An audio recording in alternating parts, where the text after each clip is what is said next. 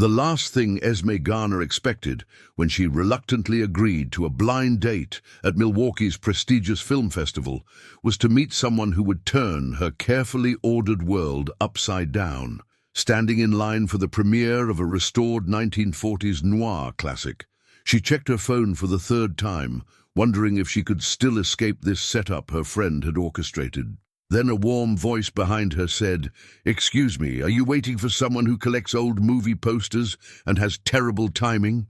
She turned to find a man with kind eyes and an apologetic smile, holding 2 tickets and looking nothing like the pretentious film buff she had imagined. What Esme didn't know was that Maverick Henderson, the quietly dressed man who claimed to run a small antiques business, was actually Milwaukee's most successful collectibles magnate, owner of an international auction house empire. And this chance encounter would unleash a passion so intense it would threaten everything they both held dear. Esme Garner had 3 rules for blind dates: meet in public, keep expectations low, and always have an exit strategy. The Milwaukee International Film Festival seemed like the perfect neutral ground, cultured enough to weed out complete disasters, public enough to ensure safety, and interesting enough that she could focus on the movie if conversation died. She was studying the festival program when she heard that voice, warm and slightly nervous, asking about movie posters and terrible timing. When she turned, her carefully prepared small talk evaporated. The man standing behind her was tall, with dark hair that looked like he'd run his fingers through it, wearing a simple button-down shirt and jeans that somehow managed to look both casual and expensive. His eyes were the color of coffee, and they held a mixture of uncertainty and humor that made her stomach flutter in a way she absolutely refused to acknowledge. "You must be my blind date," she said. Grateful, her voice came out steady. "I'm Esme, Maverick Henderson." His smile was genuine, transforming his entire face. "And I really am sorry about being late. I got caught up at work and lost track of time." "What kind of work makes you lose track of time?" she asked, genuinely curious. "I deal in collectibles, old things mostly. People bring me items they found in attics, and I help them figure out what they're worth." He gestured toward the theater. "Which is why I thought you might enjoy this. Your friend mentioned you work with old films." "I'm a film restoration specialist at the Wisconsin Historical Society," Esme said, warming to the subject. "I spend my days bringing dead movies back to life. It's like being a detective and a surgeon rolled into one." "That sounds incredible. What's the oldest film you've worked on?" As they moved forward in line, Esme found herself relaxing despite her best intentions. Maverick asked thoughtful questions and actually listened to her answers, a rarity in her dating experience.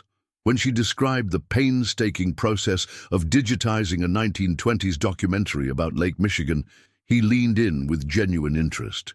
"The chemistry used in early film stock is fascinating," she continued, surprised by how easy it was to talk to him. "Some of it literally turns to dust if you look at it wrong. But when you can save something that was almost lost forever, you give it a second life," he finished. "That must be incredibly satisfying." Something in his tone made her look at him more closely. "You sound like you understand that feeling." "I do." He paused as if choosing his words carefully. "There's something special about preserving pieces of history, making sure they don't just disappear." The line moved forward, and they found themselves at the ticket booth. Maverick handed over their tickets with a smooth efficiency that made Esme notice the quality of his watch, subtle but clearly expensive. For someone who claimed to run a small antiques business, he certainly had nice things. "So what kind of collectibles do you specialize in?" she asked as they entered the theater. "A little bit of everything, really. Vintage toys, old advertisements, movie memorabilia." He gestured toward the movie posters lining the walls. "Though I have to admit, I'm more of a collector than an expert on film history. I was hoping you might teach me a few things." They settled into their seats just as the lights dimmed. The film was a beautifully restored 1947 noir called Shadow of Doubt, and Esme found herself stealing glances at Maverick throughout the screening. He was completely absorbed in the movie, occasionally leaning over to whisper questions about the restoration process or the historical context.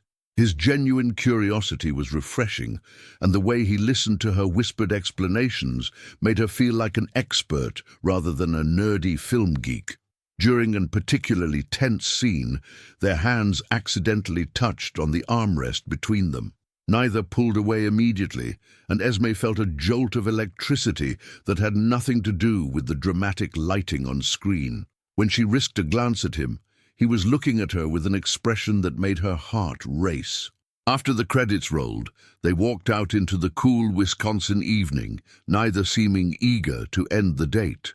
"There's a coffee shop around the corner that stays open late," Maverick suggested. "If you don't mind continuing this conversation somewhere with better lighting." "I'd like that," Esme heard herself say, even though she'd planned to keep this first date short and simple. The coffee shop was a cozy place called The Real Deal, decorated with vintage movie posters and old projection equipment. They found a corner table, and conversation flowed as easily as it had in the theater line. Maverick was funny in a dry, understated way that made her laugh genuinely for the first time in months.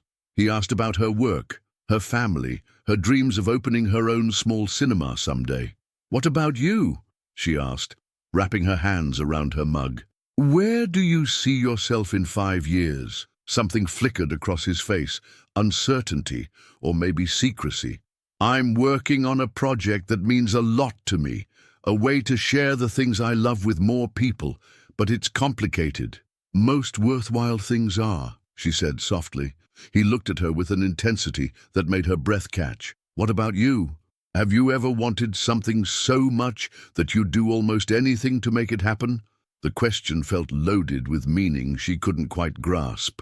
"I think everyone has. The question is whether you can live with the almost part." "What do you mean?" "I mean there are lines you shouldn't cross, even for something you want desperately. Compromises that change who you are fundamentally." She studied his face, noticing the way his jaw tightened slightly. "Why do you ask?" "Just curious about your philosophy, I guess." He smiled, but it didn't quite reach his eyes. "You seem like someone with strong principles." "I try to be. In my line of work, you learn that some things are worth preserving exactly as they are, without cutting corners or taking shortcuts." They talked until the coffee shop was preparing to close, and Maverick walked her to her car. Under the streetlight, he looked different somehow, more serious, more complex than the charming man who'd made her laugh all evening. "I had a wonderful time tonight," he said, stepping closer. "I hope we can do this again." "I'd like that too," she admitted.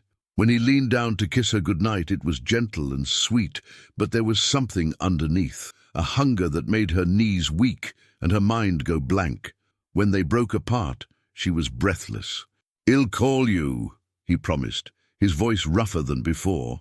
Driving home, Esme couldn't stop thinking about the evening. There had been something almost magical about their connection, the way conversation flowed and silences felt comfortable rather than awkward.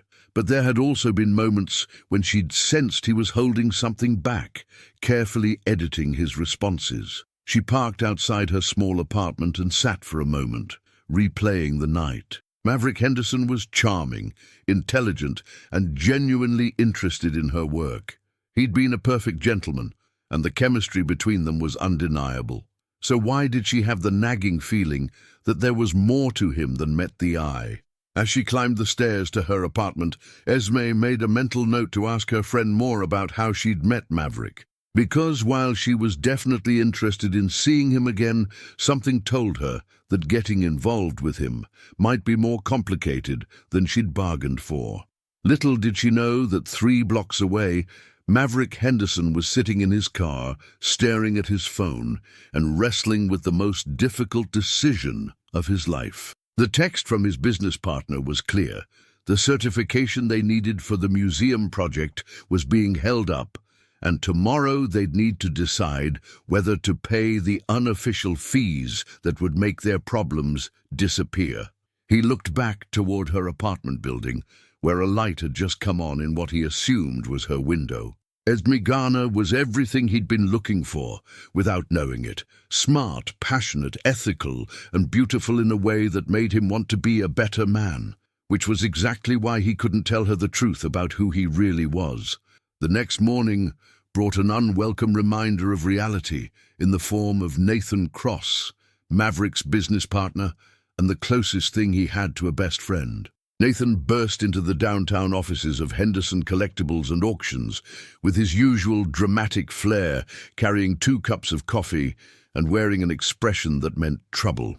"Please, tell me you didn't fall for the film restoration girl," Nathan said without preamble, settling into the chair across from Maverick's desk. "Good morning to you too, Nathan," Maverick replied, accepting the coffee gratefully. "And her name is Esme." "Oh, God, you're using her actual name. That's never a good sign."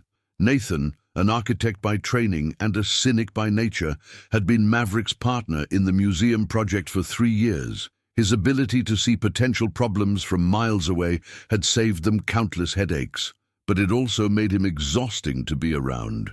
"Tell me you at least kept your cover stories straight. I told her I deal in collectibles." "It's not technically a lie." "Right, because telling someone you run a small antiques business is totally the same as admitting you own a multi-million-dollar international auction house." Nathan pulled out his tablet and started scrolling through what looked like financial reports. "Speaking of which, we need to talk about Rafael." The coffee suddenly tasted bitter in Maverick's mouth. Rafael Torres was the state cultural affairs officer whose approval they needed for the tax exemption that would make their museum project financially viable. What had started as standard bureaucratic procedure had gradually morphed into something much more sinister. "He called this morning," Nathan continued. "He wants to meet today. Says he's reviewed our application and has some concerns about our financial projections." "What kind of concerns?" "The kind that can be addressed with a generous donation to his favorite charity, which, coincidentally, happens to be himself." Maverick set down his coffee and rubbed his temples. The Milwaukee Museum of Collectibles and Popular Culture had been his dream for 5 years. He'd spent millions acquiring pieces, hired the best designers, and created what would be the most comprehensive collection of American memorabilia in the Midwest. But without the cultural institution tax status, the operating costs would be astronomical. How much? $50,000 cash, with the implication that it's an annual fee, not a one-time payment. That's extortion. Yes, but it's legal extortion. Rafael has discretionary power over these applications, and he's covered his tracks well. There's no direct quid pro quo, just a series of unfortunate delays and administrative hurdles that happen to clear up for applicants who show proper community spirit. Maverick stood and walked to the window overlooking downtown Milwaukee. The city sprawled below him, busy and vibrant, full of people going about their lives without having to make impossible choices. What about going over his head? Rafael's boss is his brother-in-law. The oversight committee is made up of his golf buddies. We could file a complaint with the state attorney general's office, but that would take months, and they'd probably find some technical reason to reject our application entirely. So our choice is pay the bribe or give up on 5 years of work. Pretty much. Nathan joined him at the window. "Look, I know it's not ideal, but 50,000 is a rounding error in our budget. We pay the man, get our certification, and move on with our lives. No one gets hurt. Except every other legitimate applicant who can't afford to pay Rafael's unofficial fees." "Since when do you care about other applicants? This is business, Maverick. Sometimes you have to make deals with devils to get things done." Before Maverick could respond, his phone buzzed with a text from Esme. "Thank you for such a wonderful evening. I keep thinking about that film restoration technique you asked about. Would you like to see some of my work? I'm free this afternoon if you're interested." Nathan peered over his shoulder. "Oh, this is bad. You're going to torpedo a multi-million-dollar project for a woman you met 12 hours ago. I'm not torpedoing anything. I'm trying to figure out how to do the right thing. The right thing is keeping your personal life separate from business. Pay Rafael, get the certification, and date your film restoration girl without involving her in any of this." Her name is Esme. I don't care if her name is Mother Teresa. She's a distraction you can't afford right now. Maverick looked at his phone, then at Nathan. What if I told her the truth? What truth? That you're being extorted by a corrupt bureaucrat? That you're considering paying a bribe to secure your business interests? That you've been lying to her about who you are since the moment you met? Nathan laughed bitterly. Yes, I'm sure that conversation will go wonderfully. She's not like the others, Nathan. She's genuine. She cares about preserving cultural heritage. She might understand, or she might decide she doesn't want to be involved with someone who compromises his principles for money. Are you willing to risk that? Maverick stared at his phone, thumb hovering over the keyboard. Everything Nathan said made logical sense. The smart play was to compartmentalize, to keep his growing feelings for Esme separate from the ugly realities of his business world. But the thought of continuing to lie to her, of pretending to be someone he wasn't, made his stomach turn. He typed back, "I'd love to see your work. Where should I meet you?" "You're making a mistake," Nathan said. "Maybe, but I'm tired of making the safe choice all the time." 2 hours later, Maverick found himself in the basement of the Wisconsin Historical Society, surrounded by film equipment that looked like it belonged in a mad scientist's laboratory. Esme moved through the space with confident efficiency, explaining the delicate process of digitizing deteriorating film stock. "The trick is temperature control," she said, adjusting something on a machine that looked like a cross between a microscope and a computer. Too warm, and you can damage the emulsion. Too cool, and the film becomes brittle. She was wearing jeans and a faded t-shirt that read, "Preserve the past, inspire the future," and her hair was pulled back in a messy bun. She looked beautiful and completely in her element, and Maverick found himself falling a little deeper with every passionate explanation. "This is a 1923 documentary about the lumber industry in northern Wisconsin," she continued, carefully loading a reel of film. "The original is in terrible condition, but there are some incredible shots of the old-growth forests before they were cleared. It must be frustrating to work with such fragile materials." "It is, but that's what makes it worthwhile. Every frame we save is a piece of history that might otherwise be lost forever." She looked at him with bright eyes. "I imagine you understand that feeling, working with antiques and collectibles." "I do," he said quietly, the weight of his deception pressing down on him. "Though I have to admit, your work is much more important than mine." Important is relative. Someone who preserves cultural artifacts is contributing to the collective memory of humanity, whether they're working with films or vintage toys or old postcards. She smiled. "Besides, I get the feeling you're being modest about your business." "What makes you say that?" "Little things, the way you carry yourself, the quality of your watch, the fact that you know enough about film restoration to ask intelligent questions." She paused in her work to look at him directly. "Plus, your friend who set us up mentioned you're doing very well for yourself." Maverick's heart started beating faster. "What else did she tell you?" "Not much. Just that you were successful, single, and apparently in need of someone to drag you away from work occasionally." Esme's expression grew more serious. Should I be worried about what she didn't tell me? This was his moment. He could come clean about everything. The auction house, the museum project, the bribery situation. Or he could deflect and continue the charade a little longer. "Everyone has parts of their lives they don't lead with on a first date," he said finally. "True. But some secrets are bigger than others." She studied his face with the same careful attention she gave to damaged film. "Are you going to tell me what you're really hiding? Or do I need to start investigating?" "What would you investigate?" "Henderson Collectibles and Auctions has a very prominent website. Your small antiques business appears to be an international operation with offices in Milwaukee, Chicago, and New York. You've handled some very high-profile estate sales, including the private collection of that brewery heiress who died last year." Maverick felt the blood drain from his face. "You researched me?" "I research everyone I date. It's called being cautious." But her tone was gentle, not accusatory.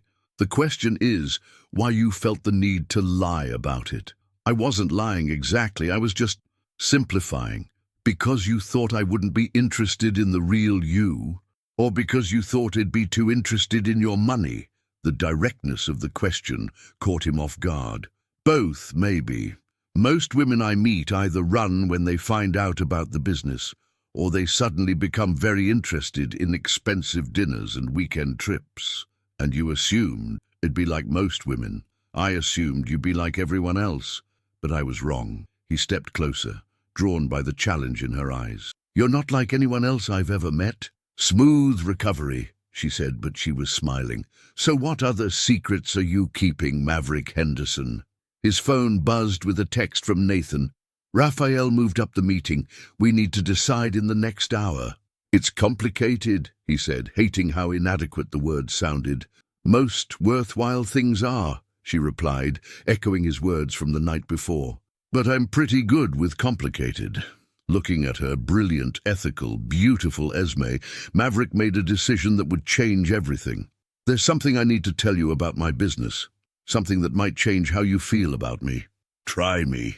But before he could form the words, the basement door burst open and Nathan appeared, looking harried and slightly desperate.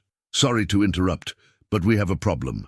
Raphael's here, upstairs. He wants to meet with you immediately, and he's not taking no for an answer. Esme looked between them, her expression shifting from curiosity to concern. Is everything okay? Everything's fine, Maverick said quickly. Just a business emergency. Actually, everything's not fine, Nathan said, ignoring Maverick's warning look. We're being extorted by a corrupt government official, and your boyfriend here is trying to decide whether to pay a bribe or lose 5 years of work. Nathan's right, Esme said quietly. Everything's not fine, and I think you better explain what's going on before this gets any worse. The silence in the basement stretched like a taut wire. Esme stood perfectly still, her arms crossed, waiting for an explanation that Maverick wasn't sure he could give without destroying everything between them. Nathan looked like he wanted to disappear into the floor, clearly regretting his outburst. Rafael Torres is upstairs, Maverick asked his business partner. He's waiting in the lobby. Says he has a meeting with you that can't wait. Nathan glanced nervously at Esme. He also mentioned that his patience for bureaucratic delays is wearing thin. Who is Rafael Torres? Esme asked, her voice deceptively calm. He's the State Cultural Affairs Officer who oversees applications for tax-exempt status for museums and cultural institutions, Maverick explained, choosing his words carefully. We've been working with him on a project for the past 18 months, and this project involves extortion. How exactly? Nathan started to speak, but Maverick held up a hand to stop him. If this was going to destroy his chances with Esme, he at least wanted to be the one to do it himself. I'm building a museum, he said, the Milwaukee Museum of Collectibles and Popular Culture. It's been my dream for 5 years, and we're about 3 months from opening. But to operate as a cultural institution, we need state certification for tax-exempt status. And Mr. Torres is holding up that certification. He's indicated that the approval process could be expedited with a show of community support, specifically a substantial donation to a charity of his choosing. Esme's eyes narrowed. How substantial? $50,000, Nathan said, with the implication that it's an annual fee. That's a bribe, Esme said flatly. It's a gray area, Maverick replied, hating himself for the evasion. The donation isn't technically connected to the certification process, but it's strongly implied that one depends on the other. Yes, Esme stared at him for a long moment, and he could see her processing the information, weighing it against everything she'd learned about him. What happens if you don't pay? Raphael finds reasons to delay or reject our application. Without the tax exemption, the museum becomes financially non-viable. And what happens if you do pay? We get our certification and open the museum as planned. And every other legitimate applicant who can't afford to pay Raphael's fees gets screwed over. That's not my responsibility, isn't it? Her voice was getting sharper. You're in a position to expose corruption, and instead you're considering participating in it. I'm considering protecting 5 years of work and the jobs of 37 employees. by compromising your principles, by being practical. Those are the same thing, Maverick. You're just using prettier words. Nathan cleared his throat. Not to interrupt this philosophical debate, but Raphael is still upstairs, and he's getting impatient. Tell him we'll be up in 5 minutes, Maverick said. He'll tell him, but I wouldn't keep him waiting much longer. He's already made some pointed comments about how busy he is. After Nathan left, Esme turned back to her film equipment, but her movements were jerky and agitated. You lied to me. I never lied to you. You omitted the truth, which is the same thing. She spun around to face him. Last night you asked me about compromises that change who you are fundamentally. You were really asking for my opinion on whether you should pay a bribe. I was asking for your perspective on a difficult situation. No, you were asking for permission to do something you knew was wrong. Her voice was rising. You wanted me to tell you that sometimes good people have to make bad choices, so you could feel better about compromising your ethics. Maybe I did. Maybe I needed to hear that someone I respect wouldn't think less of me for being practical. Well, I'm sorry to disappoint you, but I do think less of you for this. She gestured around the basement. Do you know how many legitimate cultural institutions are struggling to get funding? How many important projects never get off the ground because they can't afford to pay unofficial fees? This isn't about other projects. This is about my project, and that's the problem. You're so focused on getting what you want that you're willing to participate in a corrupt system. And focused on preserving cultural heritage. The museum will serve thousands of people, showcase important historical artifacts, and contribute to the educational landscape of Milwaukee. That's worth fighting for. It's worth fighting for honestly, not by paying bribes. Easy for you to say. You're not the one who's invested everything in this project. You're right, I'm not. But I am someone who spent her career trying to preserve cultural heritage the right way, without shortcuts or compromises. And am also someone who was starting to fall for a man who I thought shared those values. The words hit him like a physical blow. Esme, I need you to leave, she said quietly. You have a meeting upstairs, and I have work to do. We need to talk about this. No, we don't. We need to take a step back and figure out whether we have anything to talk about at all. Maverick wanted to argue, to explain, to somehow make her understand the impossible position he was in, but the expression on her face told him that anything he said would only make things worse. I'll call you, he said. Don't. Not until you've decided what kind of man you want to be. He left her in the basement, surrounded by the ghosts of old films and the weight of his choices. Upstairs, Rafael Torres was waiting in the lobby, a slight man in an expensive suit who managed to look both bureaucratic and predatory. Mr. Henderson, Rafael said with a smile that didn't reach his eyes. I hope you don't mind me dropping by unannounced. I had some concerns about your application that I wanted to discuss in person. Of course, should we go somewhere more private? That would be helpful. They found an empty conference room, and Raphael settled into a chair with the confidence of someone who held all the cards. I've been reviewing your museum proposal, he began, and I have to say it's impressive. The scope of your collection, the quality of your facilities, the potential cultural impact. It's exactly the kind of project our office likes to support. Thank you. However, there are some concerns about the financial sustainability of the operation. Museums are notoriously difficult to run profitably, and we want to make sure that any institution we certify will be able to serve the community for years to come. Our financial projections are quite conservative. We've built in multiple revenue streams and have substantial backing. I'm sure you have. But projections are just that, projections. What we really need to see is a demonstrated commitment to the community, a show of good faith, if you will. What kind of show of good faith? There's a wonderful organization called the Wisconsin Cultural Heritage Foundation. They do excellent work supporting arts education in underserved communities. A substantial donation from Henderson Collectibles would go a long way toward demonstrating your commitment to cultural preservation. How substantial? $50,000 would be appropriate for a project of this scope, and given the ongoing nature of your museum operations, an annual donation of that size would really underscore your dedication to the community. And if we make this donation, our certification would be approved. I couldn't make any guarantees, of course. But I can say that applicants who demonstrate strong community support tend to have fewer administrative hurdles in the approval process. Maverick sat back in his chair, thinking about Esme's words. And if we don't make this donation, then I'm afraid we'll need to conduct a more thorough review of your application. These things can take time, and there's always the possibility that additional concerns might arise.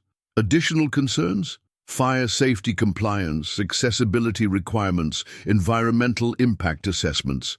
There are so many regulations that apply to cultural institutions. It's easy to overlook something important. The threat was clear, even if it was dressed up in bureaucratic language. Pay the bribe or face endless delays and manufactured problems. I'll need to discuss this with my business partner, Maverick said. Of course. But I should mention that the Wisconsin Cultural Heritage Foundation has a board meeting next week. If you're planning to make a donation, it would be helpful to have it processed before then. I understand. Excellent. Raphael stood and extended his hand. I look forward to working with you on this project, Mr. Henderson. I think your museum could be a real asset to the community.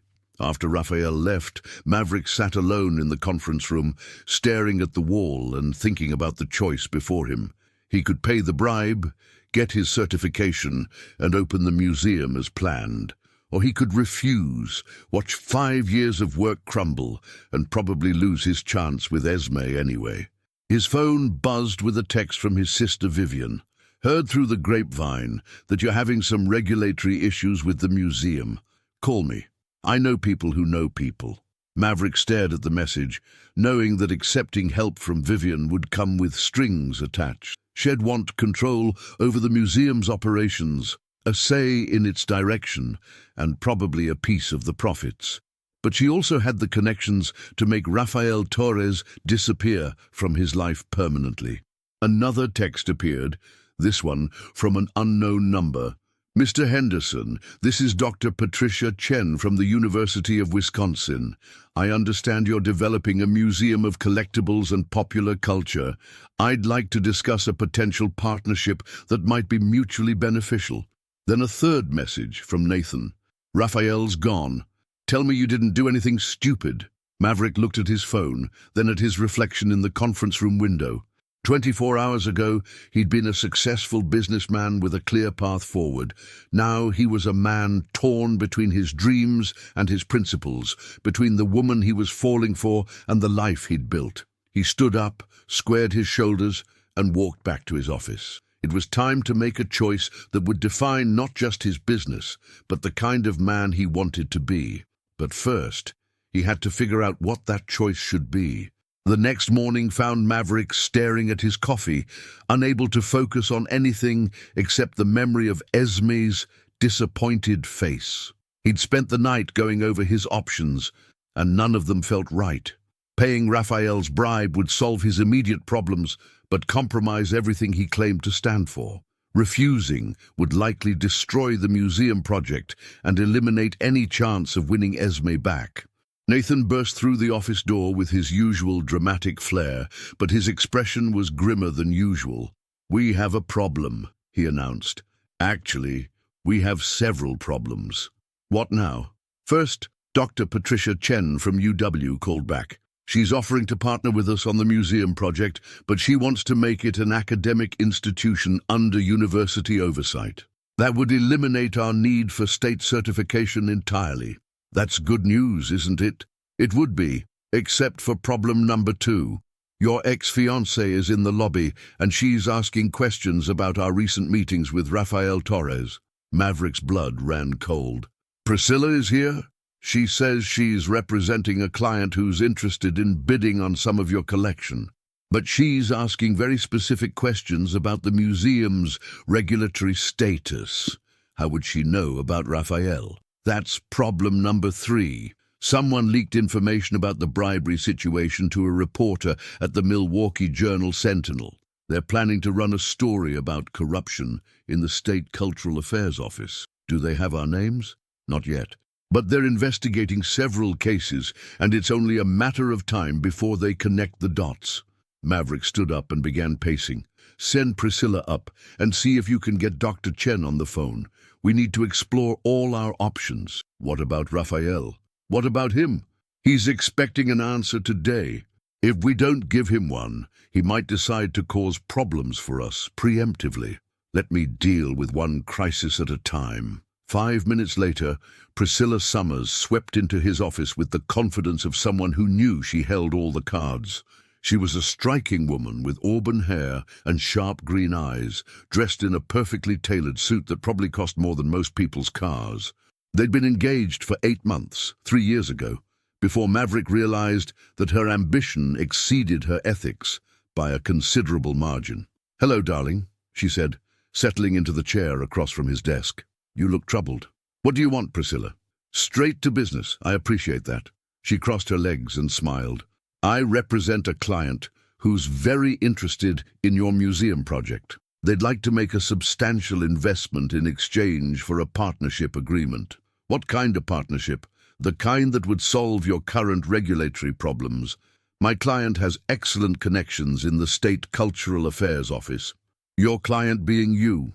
"My client being someone who understands that sometimes you need to work within the system to achieve your goals." Maverick studied her face, looking for the angle. "What's this really about? I heard through the grapevine that you're having some difficulties with Rafael Torres. I also heard that you're seeing someone new, a film restoration specialist who works for the Historical Society. Leave Esme out of this. I'm not interested in your personal life, Maverick. I'm interested in your professional survival." She leaned forward. "Rafael Torres is a small-time operator who's gotten sloppy. He's been running the same scam for years, and it's finally catching up with him.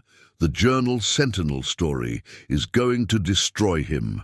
And if you're connected to his operation when that story breaks, it will destroy you too.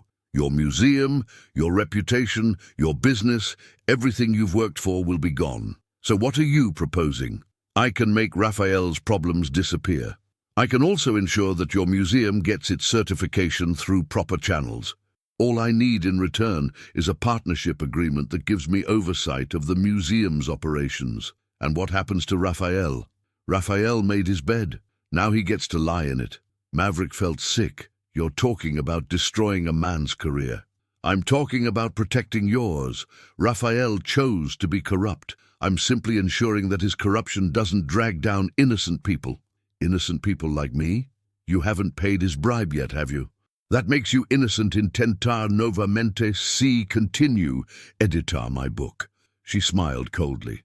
"Of course, if you prefer to handle this on your own, I'm sure you and your film restoration girl will be very happy together. Assuming she's still speaking to you after this all comes out. What do you know about Esme?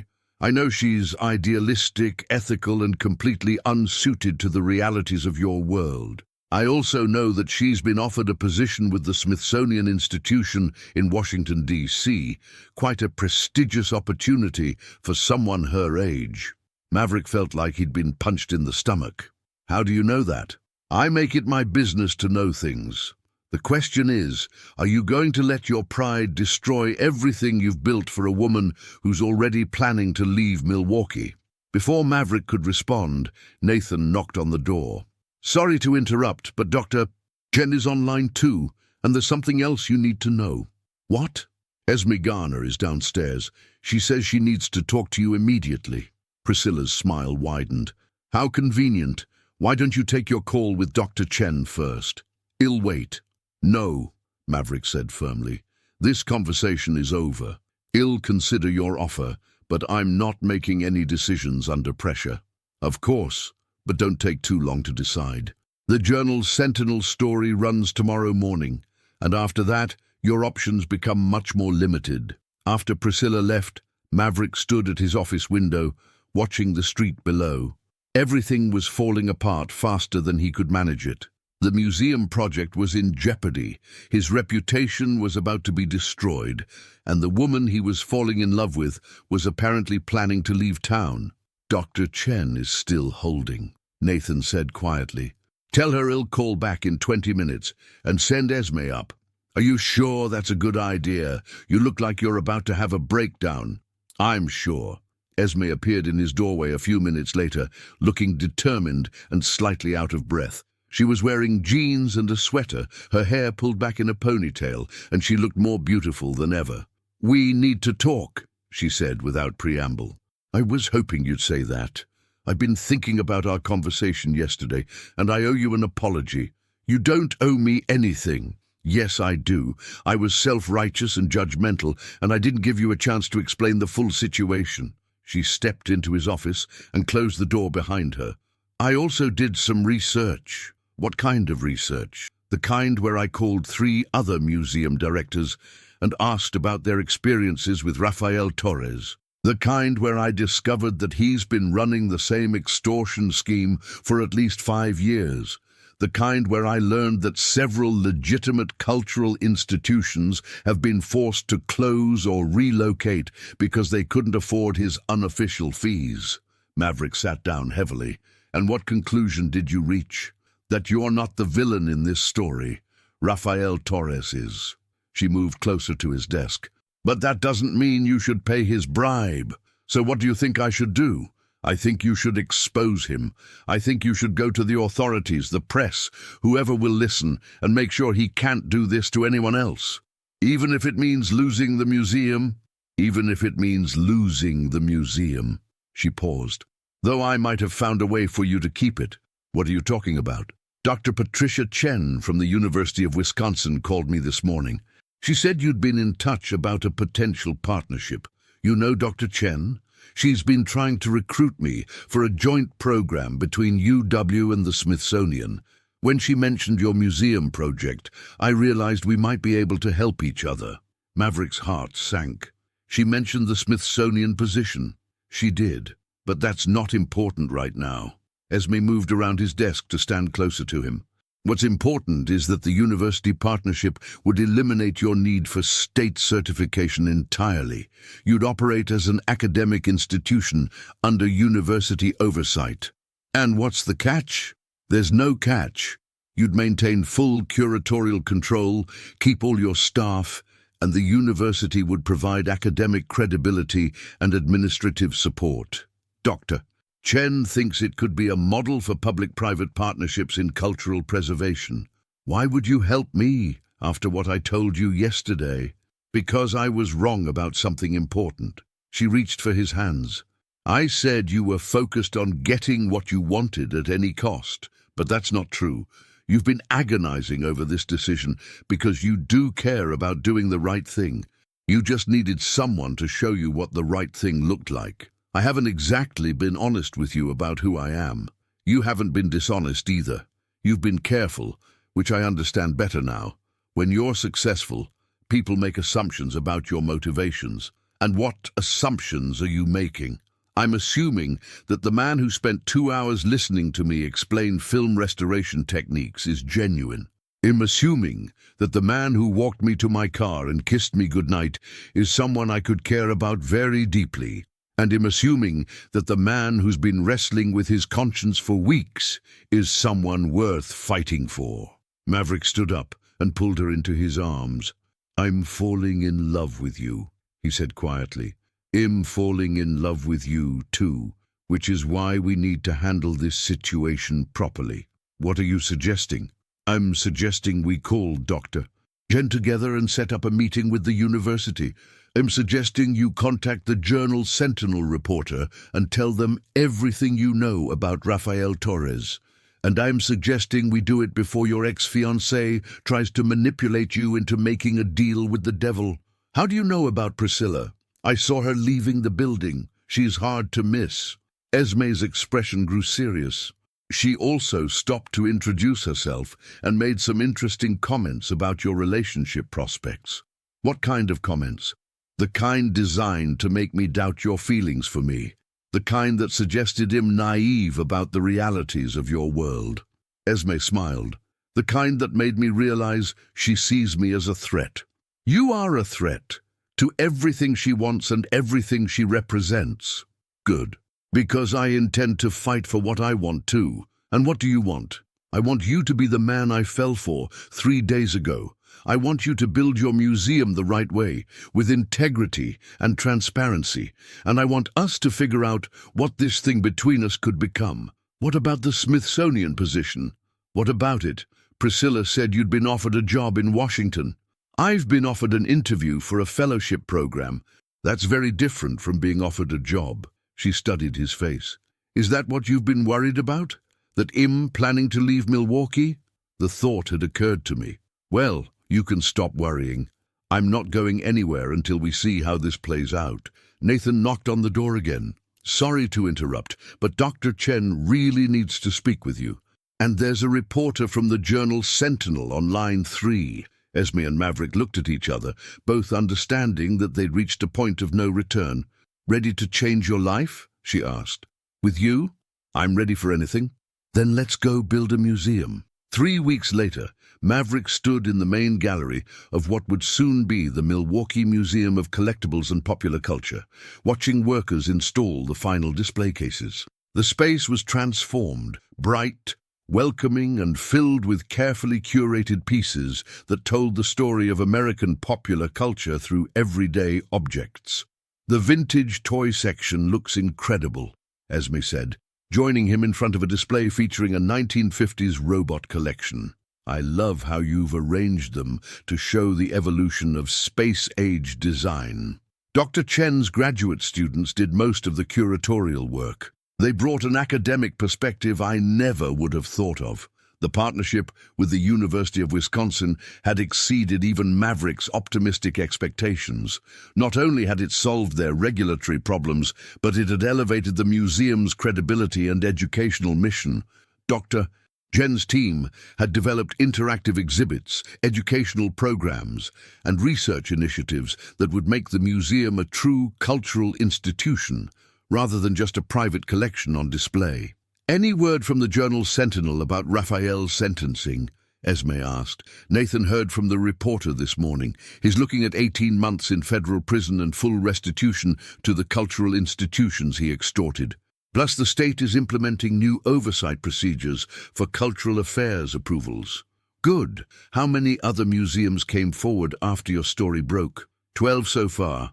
The FBI thinks there may be more. Rafael Torres' downfall had been swift and complete. Once Maverick agreed to go on record with the journal Sentinel, other victims had come forward with similar stories. The resulting investigation had uncovered years of systematic corruption and led to criminal charges against Raphael and 2 of his associates. I'm proud of you for doing the right thing, Esme said, slipping her hand into his. Even though it nearly gave me a nervous breakdown? Especially because it nearly gave you a nervous breakdown? Easy choices don't require courage. They walked through the gallery, checking on the installation progress. The museum would open to the public in 2 weeks, with a gala preview the night before. Tickets had sold out within hours, and the media coverage had been overwhelmingly positive. Maverick, Esme's voice was tentative. There's something I need to tell you. His stomach clenched. About the Smithsonian Fellowship. How did you... Never mind. Yes, about the fellowship. She stopped walking and turned to face him. They offered me the position. Congratulations! When do you start? I turned it down. You what? I turned it down. Dr. Chen offered me something better, a position as the museum's director of film preservation and digital archives. I'd be developing a program to preserve Wisconsin's film heritage while working on my PhD in cultural preservation. Maverick felt like he might collapse from relief. Are you sure? The Smithsonian is an incredible opportunity. So is this. So are you. She moved closer to him. I'm not interested in a career that takes me away from everything I care about. Everything you care about. My work, my family, my home. You. She smiled. Especially you. He pulled her into his arms, not caring that there were workers all around them. I love you, Esme Garner. I love you too, Maverick Henderson. They were interrupted by Nathan, who appeared with his usual dramatic timing. "Sorry to break up the romantic moment, but we have visitors," he announced. "Your sister is here, and she brought lawyers. What does Vivian want now? Apparently she's not happy about being cut out of the museum project. She's threatening to sue for breach of fiduciary duty." Maverick sighed. "Where is she?" "Conference room. And she's in full corporate warfare mode." Esme squeezed his hand. "Want me to come with you?" "Actually, yes. I think it's time Vivian met the woman who's been such a bad influence on me." Vivian Henderson was everything Maverick had described and more. She was impeccably dressed, intimidatingly confident, and radiated the kind of controlled aggression that made boardrooms tremble. She was also furious. "You've lost your mind," she said without preamble when Maverick and Esme entered the conference room. "You had a chance to build a profitable entertainment empire, and instead you've turned it into an academic charity case." "Nice to see you too, Vivian. Don't be cute with me. Do you have any idea how much money you've left on the table with this university partnership? The commercial potential of this collection is enormous. The educational potential is more important to me." "Since when? You've never cared about education before. People change." Vivian's gaze shifted to Esme with laser-like focus. "And I suppose you're the catalyst for this miraculous transformation?" "I'm just someone who believes in preserving cultural heritage for its own sake, not for profit," Esme replied calmly. "How noble and completely naive." Vivian turned back to Maverick. "This museum will lose money every year. The university partnership limits your expansion opportunities. And don't even get me started on the publicity nightmare of your corruption scandal." "What corruption scandal?" "I exposed corruption. I didn't participate in it." "The distinction will be lost on investors and corporate partners. You've branded yourself as someone who can't be trusted to play the game properly." "Maybe I don't want to play the game anymore." "Then you're an idiot." Vivian gathered her papers. "I'm prepared to offer you one last chance to salvage this situation. My lawyers have drawn up a partnership agreement that would give me operational control of the museum while you maintain creative oversight. We restructure as a for-profit entertainment company, and I use my contacts to secure corporate sponsorships and touring opportunities. And if I refuse, then I sue you for breach of fiduciary duty to our father's estate. The collection includes pieces he left to both of us, and I argue that you've mismanaged our joint inheritance. The collection was legally transferred to me before Dad died. Legal transfers can be challenged if there's evidence of undue influence or diminished capacity."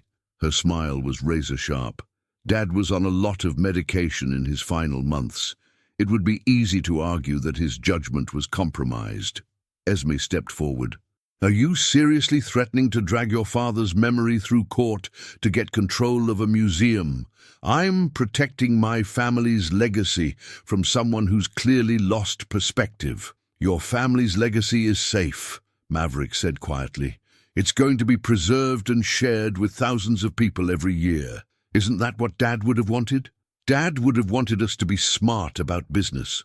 Dad wanted us to remember what matters." "Money isn't everything, Vivian," says the man who's never had to worry about money. Says the man who almost compromised everything he believes in because he was too focused on protecting his investment. Vivian looked between Maverick and Esme, clearly recognizing that she'd lost this battle. "You're making a mistake, both of you, but I suppose you'll have to learn that the hard way." After she left, Maverick slumped into a chair. "Well, that went better than expected. She's going to sue you, isn't she?" "Probably, but her case is weak, and she knows it. This was mostly theater designed to make me second-guess myself." "And did it work?" "No. For the first time in my life, I'm completely sure I'm doing the right thing." He stood up and pulled her close. "Especially the part about falling in love with you, even though I'm a bad influence who's turned you into an idealistic charity case. Especially because of that." 2 weeks later, the Milwaukee Museum of Collectibles and Popular Culture opened to the public with a celebration that exceeded everyone's expectations. The gala preview had raised over $200,000 for the museum's educational programs, and the opening day crowds were so large they had to implement timed entry tickets. Maverick and Esme stood in the main gallery, watching families explore the exhibits. Children pressed against display cases full of vintage toys, and college students taking notes on the evolution of advertising design. "Any regrets?" she asked. "About which part?" "Any of it. The university partnership, exposing Raphael, turning down your sister's offer, falling for a film restoration geek who makes you watch subtitled movies." "Not one." He turned to face her. "Though I do have a question for you." "What's that?" "How do you feel about partnerships that last longer than 3 years? Are we talking about the museum or something else?" "Something else." He reached into his pocket and pulled out a small velvet box.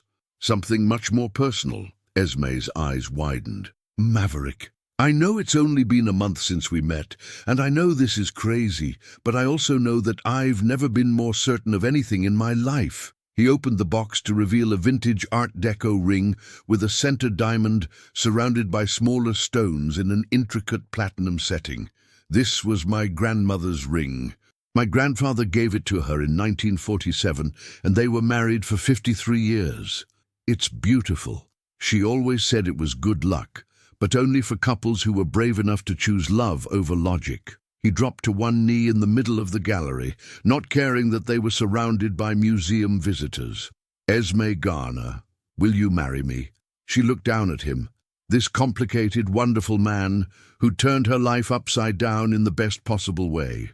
"Are you sure about this? Because I'm stubborn, opinionated, and ill, probably always choose principles over profit. I'm counting on it. And ill want to keep working, even after we're married. I'd be disappointed if you didn't. And I'll never be the kind of wife who looks good at corporate events or plays political games." "Thank God for that."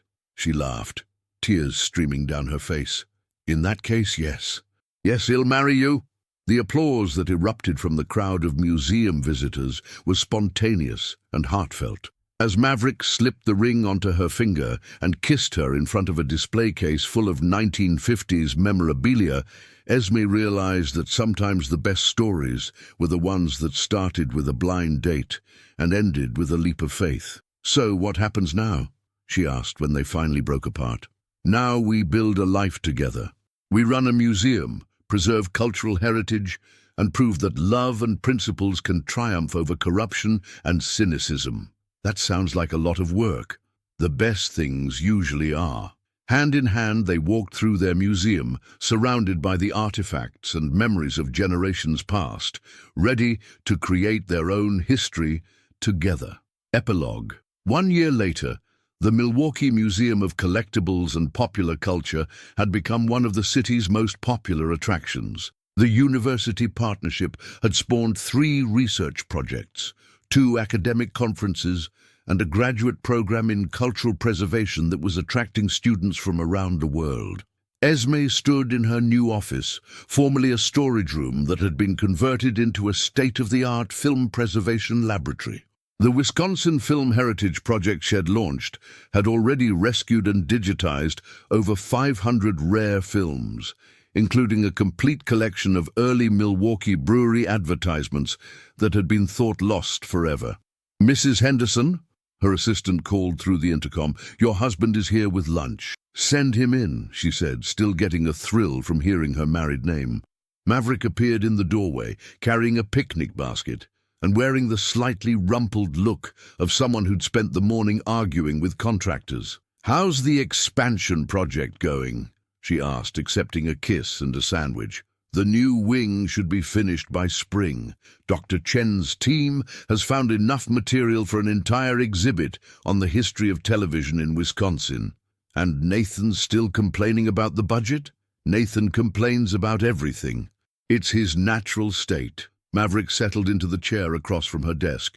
"But he did bring good news. The Smithsonian wants to partner with us on a traveling exhibit about American pop culture."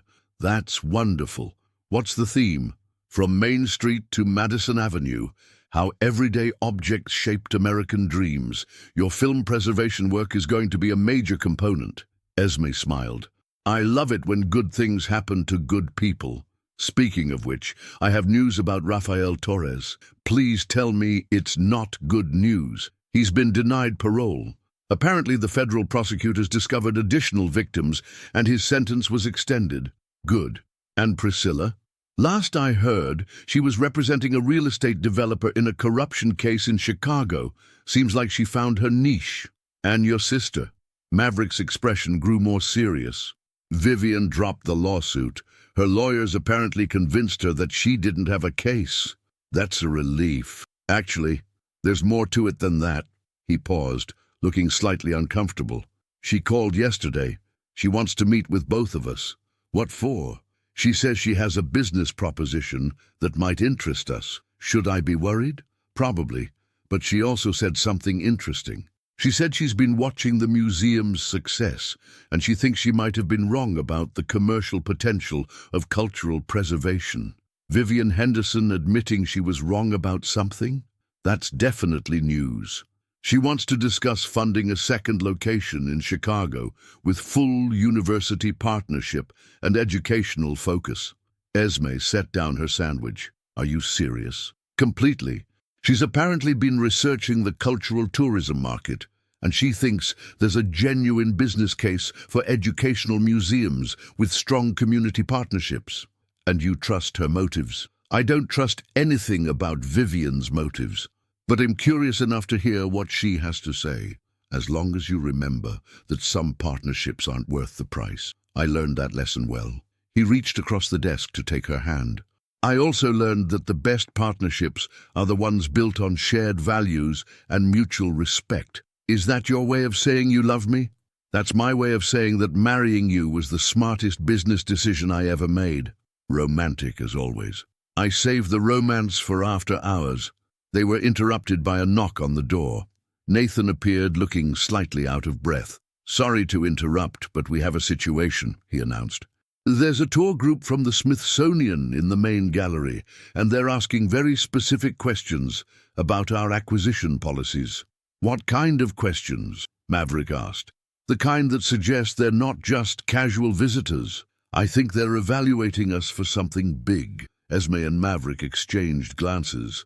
How big? The kind of big that involves international exhibitions and permanent partnerships with major museums. Should we be excited or terrified?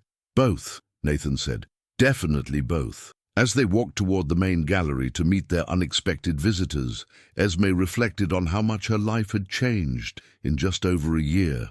She'd gone from a quiet film restoration specialist to the co-director of a nationally recognized museum. She'd fallen in love, gotten married, and found her professional calling all in the space of 12 months. No regrets? Maverick asked, as if reading her thoughts. Only one, she said. What's that? I wish I'd met you sooner. Why? Because I would have loved watching you become the man you were meant to be. I'm still becoming that man, and I couldn't do it without you. They entered the main gallery hand in hand, ready to face whatever challenges and opportunities awaited them. The museum bustled around them with the energy of a living, breathing institution that had found its place in the world. In the distance, a group of schoolchildren crowded around a display of vintage toys, their teacher explaining how each piece reflected the hopes and dreams of its era. Near the film preservation exhibit, a couple in their 70s stood transfixed by footage of their old neighborhood from the 1950s. This was what they'd built together.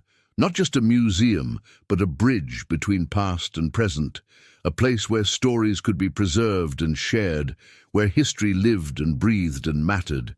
Ready for the next adventure? Maverick asked. With you? I'm ready for anything. Together they walked toward their future, surrounded by the artifacts of the past and the promise of tomorrow.